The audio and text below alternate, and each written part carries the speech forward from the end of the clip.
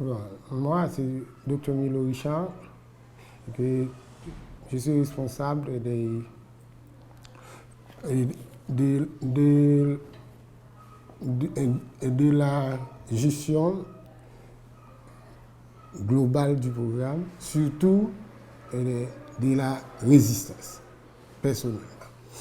Maintenant, pour le faire, on travaille étroitement avec les centres GISCO, que ce soit pour le laboratoire ou pour la prise en charge, en particulièrement les patients qui devaient être hébergés.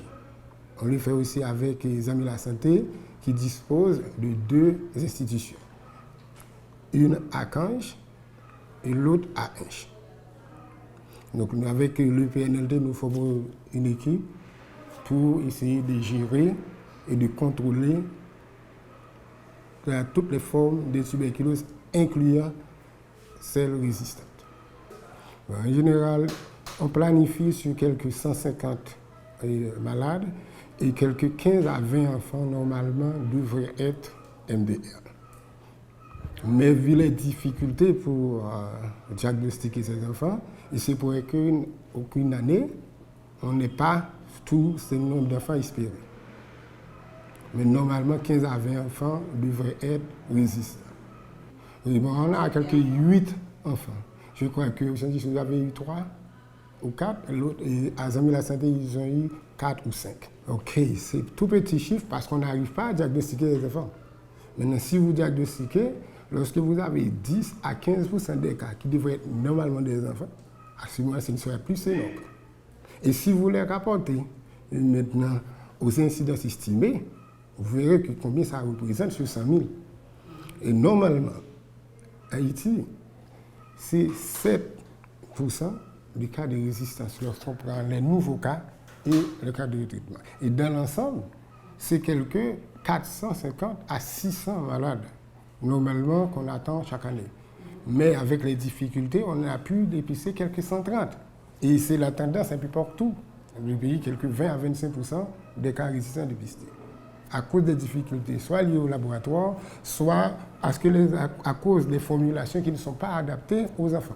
Par exemple, lorsqu'on commence le traitement, il faut demander aux parents de casser les médicaments après la fin d'une première partie des soins en hébergement.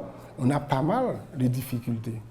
Donc c'est pourquoi que le dépistage est pour maintenant 8, 9 enfants. Maintenant, si on arrive à faire tout ce qu'on devrait faire, vous serez très surpris de voir combien d'enfants on arrive. J'ai cette expérience-là qu'on a eue dans les sud du pays, où autour d'un seul cas, on a pu dépister quelques 10 cas. Et si on arrive à le faire un peu partout, vous comprenez ce que cela veut dire. Quelques 10% par foyer. Maintenant, si vous parlez en matière de MDR, c'est seulement ces 3 institutions qui sont reconnues pour cette prise en charge, c'est-à-dire les centres GISCO et les 2 centres des amis de la santé dans le plateau central.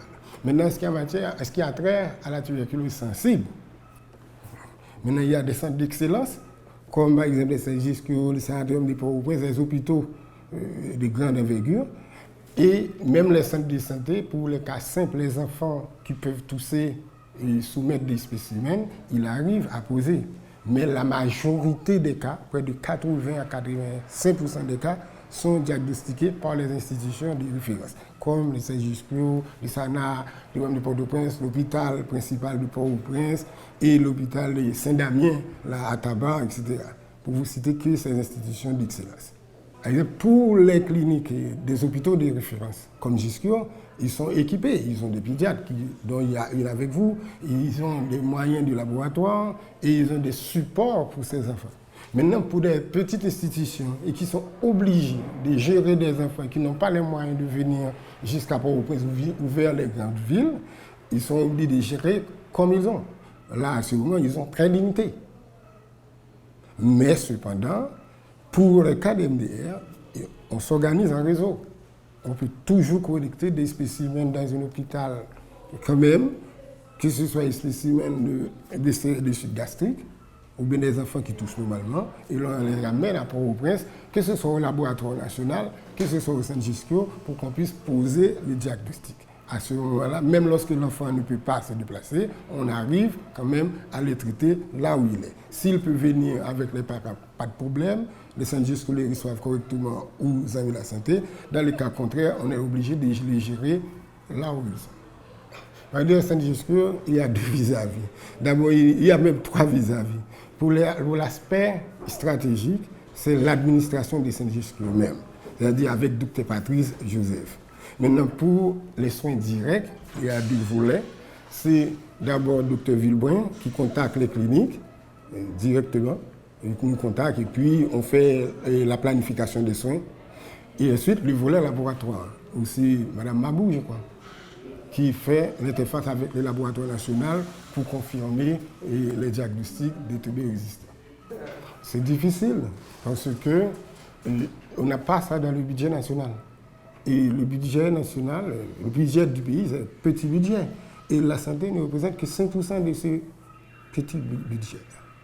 À ce moment-là, on n'a pas les moyens d'acheter ces médicaments si on n'a pas de support de certains donateurs. Ok, parce que, premièrement, les formulations adultes dont nous disposons, ils sont obligés de les casser. Et lorsque les médicaments sont cassés, les doses ne sont pas respectées nécessairement.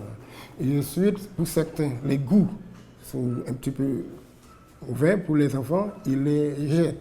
Et à ce moment-là, on ne peut pas garantir une bonne posologie et une bonne adhérence pour ces enfants, même lorsqu'on les garde en milieu urbain, voire en milieu rural où c'est plus compliqué. Non, bon, j'ai un grand espoir là. D'ailleurs, je viens de rencontrer une équipe des NTB. On a parlé de ça. Et à chaque moment, il faut trouver des personnes concernées dans cette bataille. On prend le train. Parce que finalement, il faut qu'on ait des formulations adaptées aux enfants pour garantir non seulement leur mise sous traitement, mais aussi leur adhérence, afin de résoudre des problèmes. Parce que ce serait une grande catastrophe d'avoir un enfant maltraité et qui aura des complications pulmonaires et qui ne pourra plus fonctionner pendant sa jeune enfance. Ça, c'est vraiment difficile à digérer et à accepter en tant que pays. On avait l'habitude déjà de travailler avec GDF sur les formulations pédiatriques, mais pour la tuberculose sensible. Et ça avait bien marché à un certain moment. Et maintenant, jusqu'à ce que peut-être le Fonds mondial prenne le relais pour acheter pour le pays. Mais dans le cadre de tuberculose résistante, ce n'est pas la situation.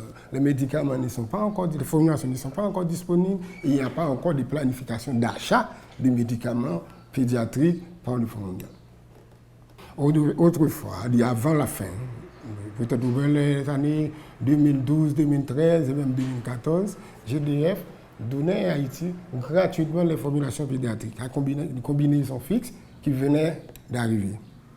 Et ensuite, maintenant, les médicaments dispersibles, c'était les premiers pays à recevoir et à utiliser les formulations pédiatriques dispersibles. Donc ça a facilité l'adhérence des enfants pour la TB sensible.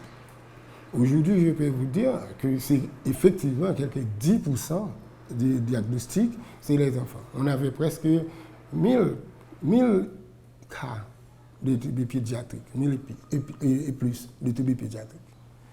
Donc c'est parce que ces formulations sont adaptées, on a moins de problèmes d'adhérence. Et ensuite, je peux vous garantir que leur taux de succès dépasse celui des adultes. C'est quelques 84 et quelques, près de 85%. Tandis que chez les adultes, aujourd'hui, c'est à 80. Et souvent, les adultes plaignent. Oh non, là, le goût des médicaments, c'est pose problème, le nombre de comprimés avant, c'est pose problème. Mais lorsqu'on peut dissoudre ces formulations-là pour les enfants, c'est dispersible, et les médicaments ont un goût, l'enfant le prend comme un jouet.